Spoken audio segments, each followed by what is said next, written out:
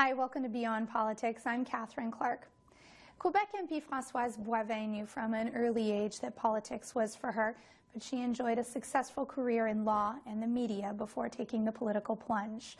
She first served for the Liberals before being re-elected for the NDP in 2011, and Françoise Boivin joins me now to talk all about her life beyond politics.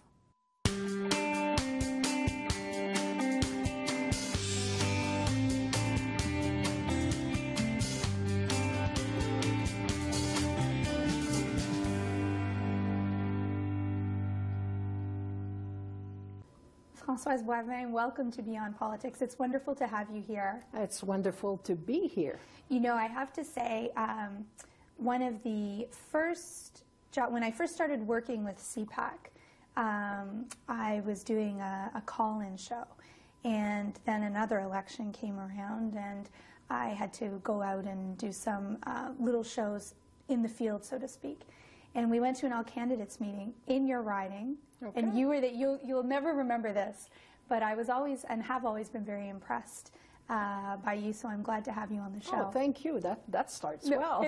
I appreciate it. Touches me every time. Oh, thank good. you. Thank you very much. Well, you had, I understand that you had a childhood of moving around a fair amount, that your dad had a fairly high-level position within an organization that took you to a lot of different places within the country, as I understand. Always, and pretty much within Quebec. Okay. So my dad was working for CMHC, right. Central Mortgage and Housing Corporation, yes. as it was called at the time.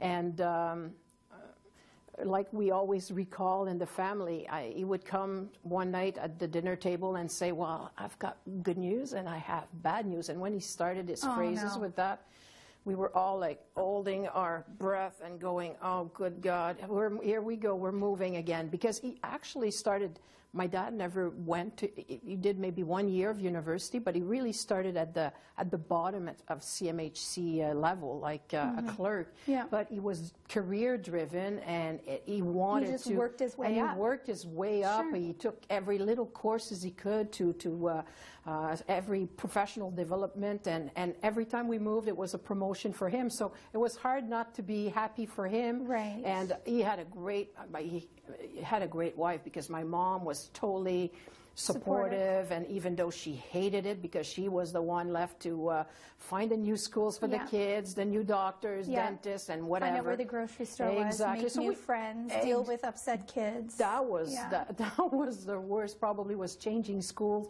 in the middle of a year. I still recall it was pretty horrific. It's not always easy, but made us know a bit of Quebec. And the last time we moved, though, and we came back to this region, because I still lived in the Outaouais region most of my life. So it was always like a little 6 months here, 6 months there, enough to disturb your life, though. Sure. Do you, you have siblings then? I have an older brother, and I had a younger sister. My sister passed away this summer. Oh, I'm sorry to hear that. Yep. You would have had each other to rely on at that time, but still, siblings are siblings, and you don't necessarily like each other all the time, so I'm sure it was. Yeah, being the middle child, in a sense, I was friend with my brother, who was close in age, because Claude is a year and a half older than me, and my sister was 5 years younger than me, so she was kind of the baby, so I felt protective of my sister, of my younger sister, but at the same time, we didn't necessarily, I think we went once in the same school because of the age gap. Because of the age gap. I was already in high school when she was at a certain level, and when she arrived in high school, I was in university, and so on and so forth. So I think that was, in a sense, good, because she hated school so much. I would have been in trouble just being the older sister, having to take care of the younger one. So at least we didn't have that. Well, we had a good chemistry between the three of us. How did you learn to cope with all the changes at such a young age? Did you develop a strategy for going into schools? And because I think it's interesting that you were forced to probably introduce yourself again and again to new kids. And now you've chosen a career that couldn't possibly be more... Well, it's good preparation for this. If I had known at the time that it would be so good for the future, maybe I would have... been happier? I would have been happier about it. Yeah. But one moment I really remember is when we moved, I was in my first year of high school, and you remember how it is when you arrive in high school. I was in a private school, girls only. They came from everywhere from this region. So it was not necessarily your friend from the same street where you played with when you were in elementary school. So you had to create new groups of friends. And by March, you were well settled into a group, and then my dad announced, we're moving to Montreal. Oh. And I'm thinking, oh, geez. And in my high school here, downtown Hall, Sector Hall, we had a blue blazer and a gray skirt. When we arrived in Montreal, went to a private school there, Regina Sumta, and their blazer was kind of burgundy with a gray skirt. And I still, to this day, remember my mother looking at the nuns and saying, listen, there's only 3 months left. Oh, no. Do you mind if she would wear her old ensemble from Hall in Montreal? So it's like you have a red beacon over your head saying... I said, don't write on me, you kid, idiot, whatever. I'll be wearing it every day. I thought I would just scream, but we were disciplined at the house, so I didn't say a word. I went outside when we finished the meeting, and they said yes. They were so nice to oblige. I would have loved them to say, no, we need the full ensemble perfectly well. So here's me starting on the Monday. And your parents said, too bad? Your mom said, too bad you're wearing it? I had the discussion with her, and my mother looked at me, and you know what? It might sound harsh, but in retrospect, I think it gave me my toughness in a sense that she said, you know, so you'll be different. Who cares? It's like, you're solid, you're you, and if they make stupid comments, well, believe you me, they're not worth very much. When we talk about it now, she's like, oh my goodness, I didn't think it was so tough. I said, so here's me on the Monday, and the nun plus added to my mom, do you want to come with her and bring her to her classroom? And I'll again remember this all my life. My mom looks at her and she said, my daughter, no, she's so solid. I have no doubt that she can do this. And at the same time, I felt like I was 2 years old. Like, Mom, I need you right now. And at the same time, I felt like empowered. Like I could go just through anything in life and my mother thought that I could achieve anything. So it boosted my self-esteem, even though it was terror that you feel on the Monday when you arrive with your navy blue veston in the whole classroom, and you're all alone getting in it, and you're entering the classroom. And it's in March. Exactly. Yeah. All the groups are formed, and I learned another lesson from it, that groups don't come to you. You have to go to the groups.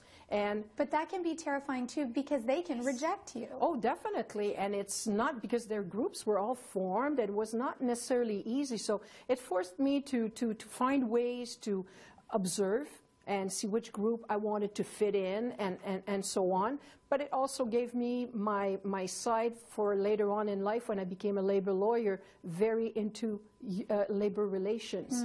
And I used to say, you know what? You have to go to the new person. You have to not do what you lived when you were young. You have, when there's a new employee somewhere, even if you're the lawyer, you go greet them. You make them feel part of the team. So it teaches you a lot of lesson. And with my mom, we talked about these things, and we shared how we felt about it. And she was always very firm, though. You have to stand on your own 2 feet. You have to be an individual. You have to fit in a group, yes, but you have to be solid as an individual so you can fit better through the group and not be a follower, but maybe be a leader in life. So I think all in all, after living all through those terror moments, it's like it turned out well.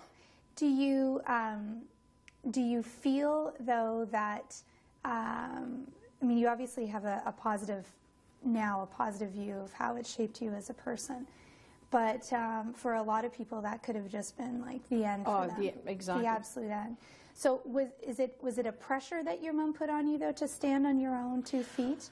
Did you always feel that you had to be the individual in a group? In a sense, yes, I do believe that I always felt I had to, because that's what she really drilled, and my dad also. Right. So it was not just her, because there were really a good team of parents on that front. So you didn't feel like, oh, if I go to dad, he will say this, and if I go to mom, she'll say that. But in a sense, she always felt like the educator more than a mother, and she felt that it was her duty to equip us for life, for future life. But at the same time, like she said, she tried to go to the limit of what she saw in us, because she didn't push my sister the same way, because first she hated school, so it's a bit, you won't make it as miserable for her to stand. Already she hated school. Right. My brother was already a person who liked to be on his own, and groups was nothing to him. She knew I liked the social part of it. I like groups, and she and my dad never wanted me to just be a follower and then maybe put myself in trouble because the group would do something stupid, and so they really wanted me to have a mind of my own. When you were a kid, do you remember thinking that you had to choose a career that was going to reflect that? I don't think so. I think very early in life I felt that I had that urge to defend the person. That was so more. Justice has always, in all of its exactly, forms, because I still remember when I was in elementary school, we were living in Hull, and there was a girl that was maybe 2 feet higher, taller than us, because she was a bit intellectually challenged. She was sweet, sweet, sweet, and you know how kids can be so cruel. We think there's bullies now. There's been bullies through the beginning of time. We're only just talking about and the boys were so nasty with her, and myself I'm not a physical person, I'm not a violent, I'm not very strong person, but I can be with my words. So I decided I'd be her defender with words. So I would walk with her, because she lived like maybe 2 streets down from where I lived, so we would walk together and so on. I thought they were so mean, so I would just be pretty mean with my phrases. I was getting ready to go into politics, but that gave me, and I would come back home and say, it's so terrible, it breaks my heart how people can be so mean with a person, and she didn't answer. I don't think she even realized. I think it hurt me more than it hurt her. Yeah. Her parents were happy that I kind of took the role. Been so grateful to you. I saw them not too long ago, and they said, you don't probably remember us, but we still to this day remember how you helped her. And but that was my first incline, that I wanted to help people and give a voice to some who don't have it. And then I ran for class president and things like that. And that's how law and politics became a natural. You were in law, and you remain a lawyer, but you also seemed to have segued off into another career in media as well. Yeah, I know. How did that happen? What actually happened is that I was in a law firm in the Outaouais region, and we were doing a lot of PR, like law firms do, to get clients or to be involved in the community. And I always remembered what my dad said to me when I was 10 years old, and I told them I'd venture in politics later in life. And he told me, go do something else, please, before you become a politician. So you have something to fall back on? That's it. Good advice. Very good advice, but I think it was more, from what he told me at the time, was more for the fact that he saw many politicians through his career, and he always thought that sometimes they're so disconnected from reality. And they talk big phrases, sometimes empty phrases, and he didn't want me to become that type of politician. So he said, if you're going there to represent people, more power to you. If you go there just for the power, bad thing. So he was, at that time, because my parents are Franco-Ontarians, as the 3 kids are from Quebec, and his model for a politician was Jean-Robert Gauthier, because he always felt that he stood on his own 2 feet, didn't always follow party lines, was very individual, was there to represent his people, and would still be elected when there was waves going other ways. So even when the Mulroney government came in, he was still there because he was loved by his people. So he said, that's the type of politician you want to become. So he said, go get involved in your community, hear what they have to say, what they feel, what makes them tick, and so on. So as I was a lawyer, and I wanted to eventually probably go in politics, but I didn't have set a specific age for it, I got involved in my community and all type of activities. So I went to different charities and events and so on. And I remember I was at one of the evening. I'm there. I'm sitting at a table. I didn't even want to go at that dinner. And I'm sitting with a person I knew that I represented as a lawyer. And the person sitting beside me on my left had a marketing agency. I didn't really know her. I knew her twin, who worked in a bank that I dealt with, and we started talking. And she had a specific last name that is not very, that is kind of rare for me anyway in Quebec, Rodrigue. So I said, boy, Rodrigue, I did face a Laurent Rodrigue when I started as a lawyer. Would that be related to you? And I felt like there was some kind of discomfort. So I'm thinking, why is that? And she said, yes, it's my dad. Why? Because he was a union rep. He was not a lawyer, but he was a union rep. I was a young lawyer, freshly out of the university, feeling like you're on top of the world. Right. You're the most brilliant thing that, you know, the planet has. And I said to my clients in such a naive, stupid way, it's going to be in the bag. I mean, the guy is not even a lawyer. I'm going to crush him. You know, that's a bit arrogant. The guy gave me the biggest beating I had in law, like you would not believe. So that was lesson 1 for Boivin, was don't ever presume you're winning anything, and titles mean nothing. Preparation. Having a case helps to win a case. You know, you just don't win because he's not a lawyer, you know? Right. Exactly. So that was a big lesson. So I'm telling her this, so it makes her feel good about it. And I'm thinking, why in the hell are you feeling so, you know? She said, you know why? Because I'm here in a business kind of, and sometimes when you say your parent is involved with a union or something, there's some type of prejudice. Sure. People think, blah, blah, blah. So I said, don't ever feel that way. First of all, our parents, I think, deserve that the respect, that we're proud of them. Right. And believe you me, what you are now is probably because of all the hard work he did. But we connected that evening, and I didn't know, I think a year or a year and a half later after that dinner, I didn't see her ever after that, except on a golf course. And I still remember seeing her waving, I need to speak with you. She became the Director General of CGRC, CKTF at the time. Now they changed names so many times that I can't recall which one they are now. But anyway, I know it's C'est quoi now, but it was CGRC at the time. She said, I think you'd be a good host for an open line, a chatting morning show from 9 till 11:30, and I'm thinking, holy cow, how can I do that with your job? With my job, my practice. Although being in labor law, it's not like being a civilist or a criminal lawyer, because they have to be in court all the time at 9 a.m. I set my own hours. If we negotiate, usually we negotiate in the morning, sometime up till late at night, but I'll see with my clients, see what they think about it, and they'll be my priority. And I had their understanding that if I had a case or anything, that would be priority and somebody would replace me. And I ventured in. I must say, though, I was kind of terrorized for 10 seconds. When she said that, I'm thinking, wow, what a great opportunity, but at the same time, what a big way to fall flat on your face, and you're already a bit known in your region, and they'll laugh at me. I've never done that in my life. An open line for 2 hours and a half. It's not like Montreal.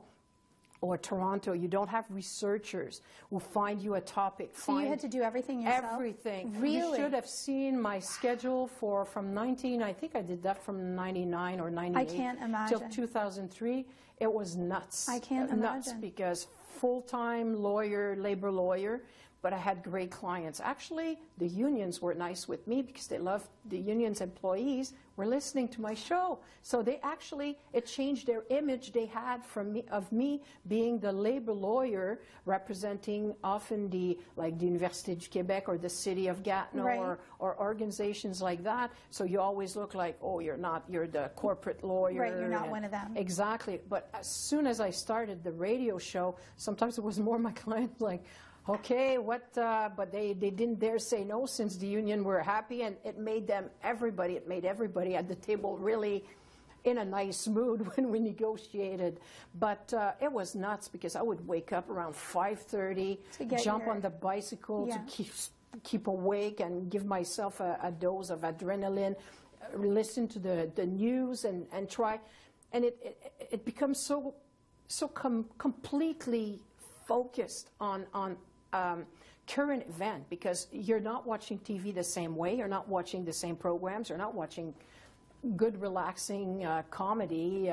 The Big Bang Theory, no, there's no show there, but you will watch the news and current affairs, everything. Yeah. So it's very, very tiring, but it was great, and I realized the power of the media, because you say one sentence the wrong way or the good way, and people will walk with that. Sure. But at the same time, it's great for hearing what the people had to say, what they thought on different things. Well, and so you would have been fantastic. so up to date on everything that was going on. Pretty much. And yes. that's an excellent basis for politics. I mean, you went into it with a very well-rounded sense of what was going on in what would be your riding, and in the province and the country too. Totally, because you are always aware of everything, and it gives you some type of assurance.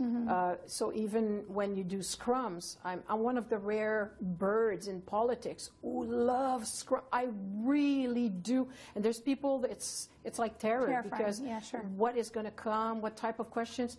Me, it's like, shoot. I mean, sure. just send them my way. Actually, I remember in 2004 when I was first elected as a Liberal, they were trying to train, and they said, your only problem is you have to stop, because you're going to tire the journalists who are there, because they'll stay, but at the end, they can't stay with you just an hour because right. you love to exchange with them.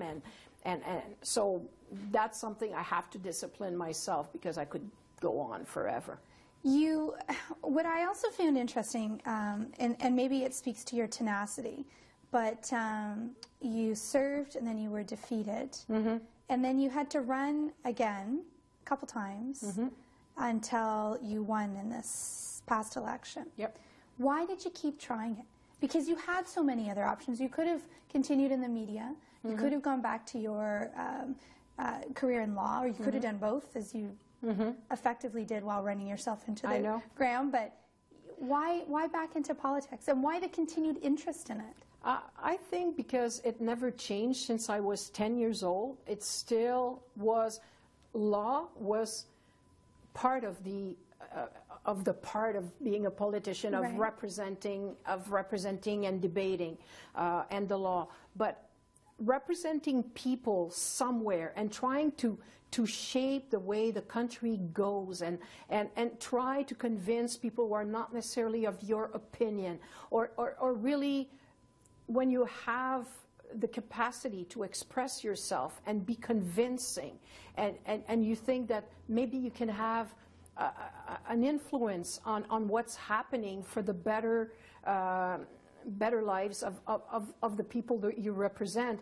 Gatineau is pretty much the same.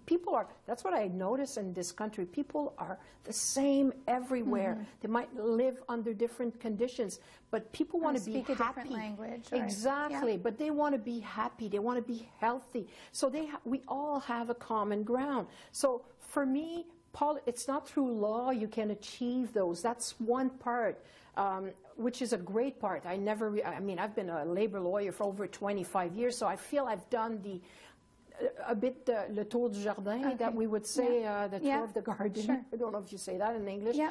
So it's like, as a politician, it's so, every day is a challenge. It feels like it's never over, so you're never bored, and I hate being bored.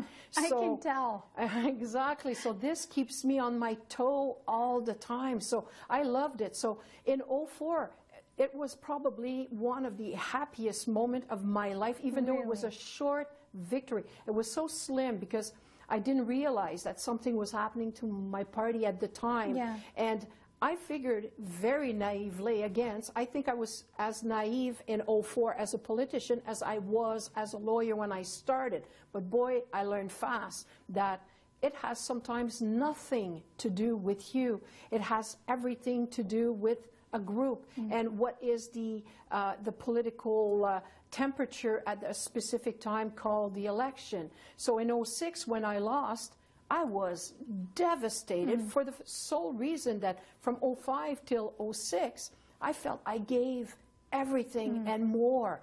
But I still felt that I analyzed everything and I came to the conclusion that I had not done anything wrong. So I couldn't, and it was just the side of politics that is just unfair. So when my parents used to say, work hard in life and you'll succeed, I would just add, except in politics, because it's true. Sometimes it does. So sometimes it is true that you can work hard and you'll be rewarded. But often the people who are at the forefront, that are seen like stars, who are this, are not necessarily the people who work the hardest. It's just because at a specific time, media are looking at them and so on. So sometimes you work hard on your files and you're there, you're in your writing, but media doesn't see that. And you know what? That was the good lesson for me, because I figured now my priority, really my priority, is my writing, is the people in my writing. I communicate with them all the time through Facebook and so on. So I keep the link because I figure I will never be depending on an organization and where they are at in the love level of my electors towards them instead of toward me. So I will concentrate a lot on that. But I still wanted politics badly because I figured I really thrive in it. I enjoyed it. I enjoyed every day, even when it was not always fun to do some debates and be attacked and be called such names, I mean, that you wouldn't even, you'd tell your kids, don't ever call anybody that way. But I like it. I still see that there's so much things to be done outside those words and those rhetorics that are so stupid.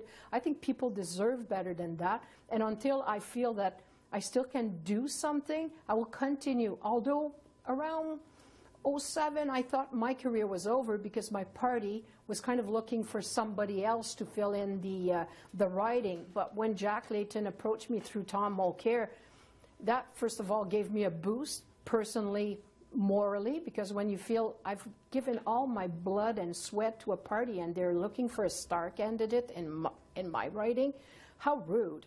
And you're thinking, well, you know what, I'm going to leave politics altogether. So I really thought for a brief instant that was over. Well, I'm glad that it's not. I'm glad that... Well, I'm glad, too, that Tom came. Yes, and that you were successful in 2011. It's such an interesting story. I wish we had more time, but it's been no problem. Such a pleasure to speak with you, Françoise Boivin. Thank you very much. Thank you very much for the invite. I really enjoyed it. Well, I did, too.